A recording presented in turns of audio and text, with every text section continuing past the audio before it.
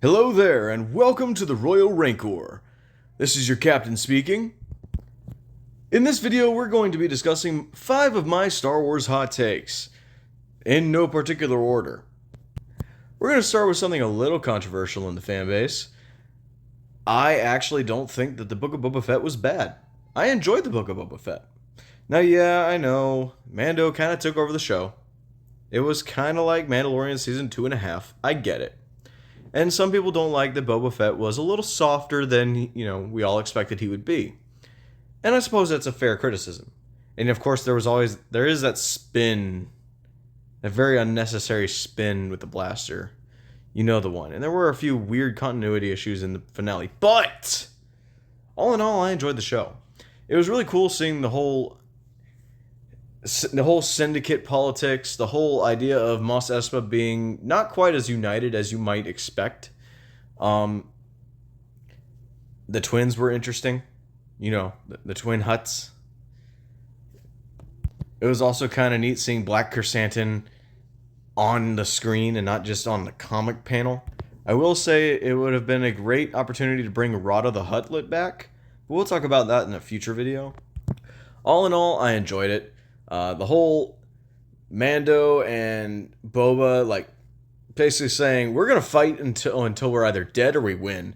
That moment was pretty dope. On top of that, getting to see a little bit more of the Sand People was kind of nice. It was interesting that there is a Sand People tribe out there that doesn't actually change what you're wearing based on your gender or your age. You see, in most tribes of the Sand People, you actually have 2 different types of coverings, or rather 3. One for children, one for women, and one for men. But in this particular tribe, that wasn't the case. And we actually got a really cool lady warrior one. I thought she was cool. Also, the memes were glorious. I'll show a few on screen. And here's the thing. As a prequel fan, you gotta love the memes. I'm a prequel fan. So, we'll meme this stuff all day. Moving on, I actually think The Mandalorian Season 3 was good. Now, I do think that the whole reunion of Din and Grogu should have been in Season 3 instead of Book of Boba Fett. However, like I said, I still like both. A lot of people have, criticisms of Katie Sackhoff. Not Katie Sackhoff, her character bo-katan. I actually like bo-katan. I've liked bo-katan since the Clone Wars. Has she softened a little bit in her old age? I mean, sure, but she has seen a lot of fighting. She literally, she helped a guy take over her own home planet, that guy being Darth Maul, and he killed her sister. Which, while she was, an enemy of her sister, that's still her sister, man. Dude, not cool, man. Not cool. But then you see her change and kind of soften up as she gets older. And she goes from being that chick who, butt slapped Ahsoka Tano that one time to the lady who is going to lead the Mandalorian people into a brighter future. So I'm okay with her retaking the title of Mandalore. It is nice to see the Mandalorians get rid of a little bit of the superstition while maintaining tradition. And that's what they did. The leader still held the Darksaber. She just didn't take it by killing Din Djarin. Because, if you kill Din Djarin, you don't exactly have the Mandalorian anymore. Moving on to my next hot take before, I start rambling more about Season 3 of Mando. Jar Jar Binks is nowhere near as annoying as C-3PO. That's right, I said C-3PO is annoying, and actually, I don't think Jar Jar is annoying at all. Although I will say, a little side note, when I was a little kid, I thought his name was Jar Jar, not Jar Jar, because of the way he pronounces it in The Phantom Menace, which was the first Star Wars movie I ever watched. Going back to being on topic, C-3PO literally cockblocks Han Solo in, Episode 5. In The Empire Strikes Back, while they're on their way to Bespin, Han gets cockblocked by C-3PO. I'm sorry, what kind of a friend does that? Apparently C-3PO was never Han's friend. But with that said, That's one of the things that annoys me out about him. Also, he's always kind of a wet blanket. Like, you see, like R2's out here going, "Let's go on an adventure," and C-3PO's like, "No, I don't want to go on adventures." But Jar Jar, at least, he goes from the social outcast. He's been kicked out of his own village because of an accident, or perhaps a series of accidents. It's kind of implied. To being a war hero for his people. He led them in battle against a droid army at the Battle of Naboo. And then later on, during the Clone Wars, he goes on multiple missions helping out our other heroes to save the day. Hell, he got his own arc in Season 6. And frankly, I actually really enjoyed the Bardata arc with Jar Jar and Mace Windu. Also, Ahmed Best did not deserve any of the flack that he got.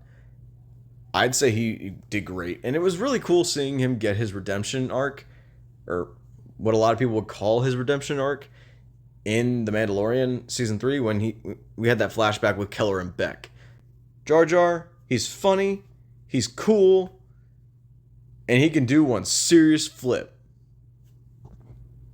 Moving on to my next hot take, we have the fact that I actually like Chopper, that's C110P, more than I like R2-D2. Yes, I know, blasphemy. Oh, crucify him! He hates R2-D2. I did not say I hate R2-D2. I don't hate R2. I love R2. I just love Chopper more. He's funnier. He's basically a cat as a droid. And for those of you who like cats, you will know they get into these crazy little shenanigans. You can tell them what to do all day, and they might do it, but they're going to complain about it. And if they don't do it, it's because they want to go do something else. And that's basically Chopper. Like, all day. And also, I kind of think it's funny that Chopper is kind of like my favorite little war criminal in all of Star Wars. He has the highest body count. I'm pretty sure he has the highest body count in all of Star Wars, at least since Disney reset the canon. And that's saying something, because Luke Skywalker literally blew up the first Death Star, which there's no telling how many people were on that station, just saying. I just think it's kind of funny that we have a hero character that has that much blood on his little robot hands. And on top of that, he's fun every time he shows up. Like, when he showed up in the Bad Batch, the little shenanigans he would get into with Hera, instead of an, "Oh, here we go again," it was an, "Oh, you." And what's really cool about, Chopper is eventually you kind of can understand what he's saying, which is something I kind of noticed towards the end of Rebels. And then when they would reply to him, it'd be like, "Oh, I knew that's what he said," the whole time. So I thought that was really funny. Now moving on to the final hot take for the day. And this one is spicy, like really spicy. People were complaining about this. Like, a lot of people were complaining about this. Star Wars Hunters, which took forever to come out. It was announced for 22, I believe, and it's 24, and it came out this year. It came out June 4th of this year, 2024. As far as the global release, it had a little soft launch in, the APAC region, which is fine. But, like, dude, I've been wanting to play this game, at least check it out, for a while. And now I've finally gotten to play it, and I love that game. Like, I will literally go to work. Like, at work. I will play this game at work whenever we're having a lull. It can be so much fun. Actually, my username used to be Brom_Odek, which is an original character I came up with. We'll talk about that in a future video, too. However, now my screen name is The Royal Rancor with no spaces. So if you guys want to play with me on Star Wars Hunters, by all means. All the hunters are fun. All of them are interesting. My favorite of the hunters is Aaron Tall. He's a Mandalorian. I'm a sucker for anything Mandalorian. I just am. Part of it is because of the show, but also because even before the show, playing Star Wars The Old Republic, which is another game I enjoy, I often play as the bounty hunter, and hell, I run a guild called Clan Odek. We're a Mandalorian clan. We'll talk about that in another video. But I think it's fun. So what is my hot take here about Star Wars Hunters? It was worth the wait. It was. Like, honestly, I'm cool with them delaying a project if it's gonna be good. And frankly, it's good. It delivers. Star Wars Hunters delivers. It plays very well, even on mobile. I will say I'm not the best, but I enjoy the game. So those were 5 of my Star Wars hot takes. Let me know in the comments below if you want any more of my hot takes, or if you want to ask a question that might show up in a future video. But thank you for watching. Feel free to like, share, comment, subscribe, and all that good stuff. May the Force be with you. I kiss my stick, you can't pick up my stick, keep your mitts off my stick. I disappear for you.